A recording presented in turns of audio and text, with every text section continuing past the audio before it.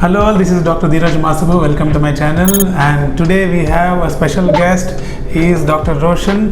He is a consultant in anesthesia and also he is a pain specialist. Welcome Roshan to my channel. Thank you. This is the second time I'm doing this, so looking forward to today's reaction. Yeah, thank you. So today I would like you to react to a video which is shot in 1940. Okay. And it is related to anesthesia delivery services in 1940. That is almost like 60-70 years back. So right now we are not using any of that equipment, and now the technology is different, but I would just like to see your reaction to age-old anesthesia technique. And the initial anesthesia was actually discovered by W.T.G. Morton, and ether was the anesthetic, and this video is about how the ether was being administered to a patient.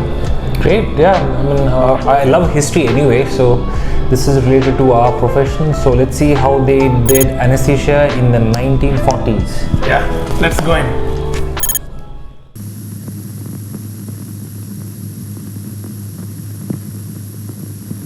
This patient's airway doesn't seem satisfactory, and the anaesthetist can hear bubbling sounds.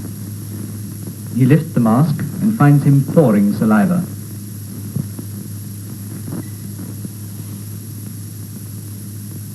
The pre-medication was given only 5 minutes before the anesthetic and has not had time to act.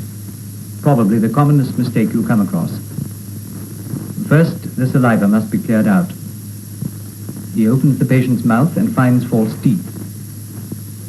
Where anesthesia is to be light, some anesthetists prefer them left in, but you must know that they're there.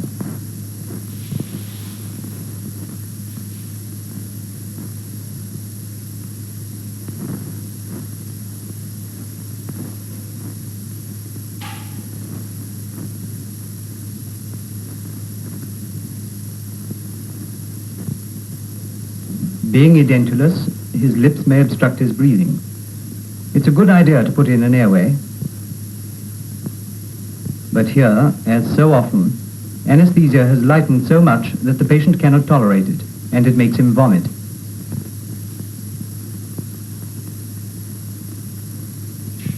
He must be turned on his side at once.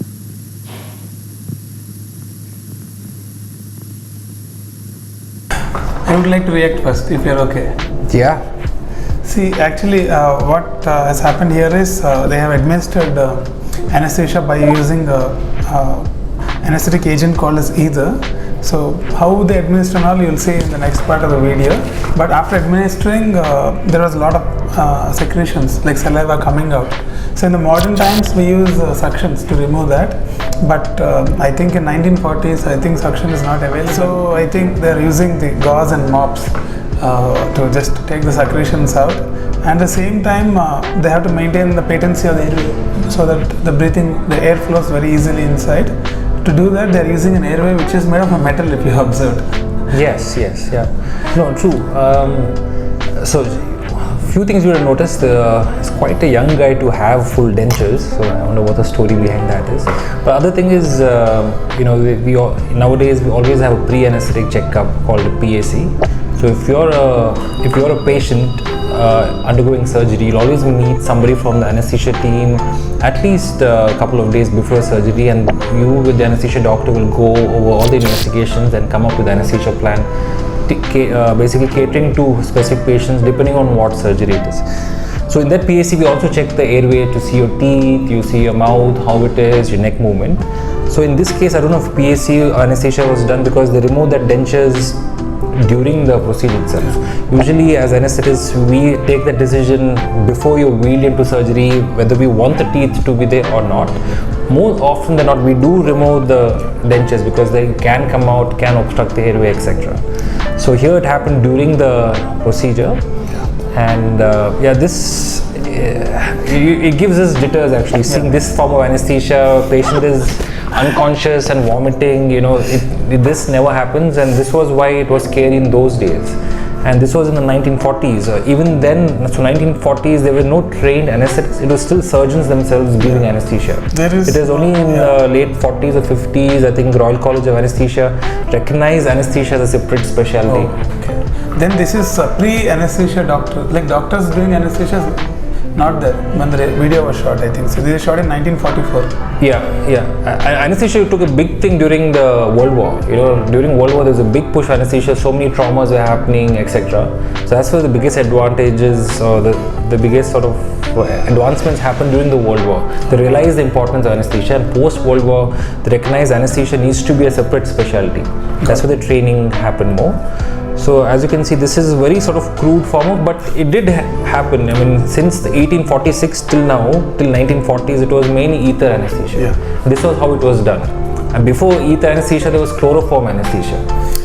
And before that, there was nothing. There was no anesthesia. So imagine the agony you'll be going in. Those days, either people used to drink a lot of alcohol, or you just have to like hold on and gag your mouth and bite into something while they're doing the operation. Can't even imagine such kind of a thing. Appendix surgery. Imagine any surgery, no anesthesia. So all the advancements you're seeing in surgery happened because of advancements of anesthesia. So as anesthesia improved, so did the surgery, right? So whatever you're seeing now, we should all be thankful that we were born in the era of good anesthesia. So more than the surgical advancements, and the anesthesia has been advanced more than that. That's what you're trying to say. Yeah. Because anesthesia advanced, that's why the surgeons could do more and more intricate surgeries, right? Imagine without anesthesia, all you could do maybe superficial surgeries. Yeah. But someone to cut open the abdomen or appendix surgery, those days, you will not live because so much pain, your heart will go into sort of a shock. So compared to that, the present anesthesia is far more advanced. As a part 2 to this video, I'll try to show that. Sure. In this video, we can't cover all that. Reacting this itself will take, it's a lot of things are there. As a part 2 continuation, I'll show the advanced anesthesia. So let us continue the reaction. Yep. And his throat cleared.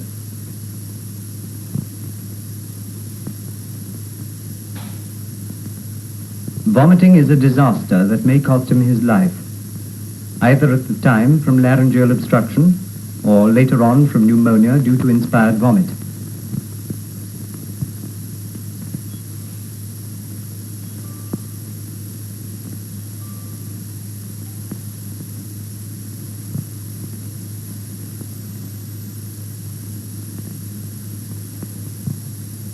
Although he's so light, he'll tolerate a nasal airway.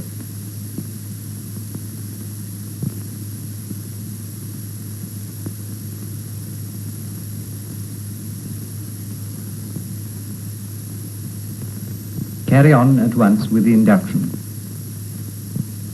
Inject 1/150th of a grain of atropine intravenously to produce a rapid effect. This will prevent any further salivation.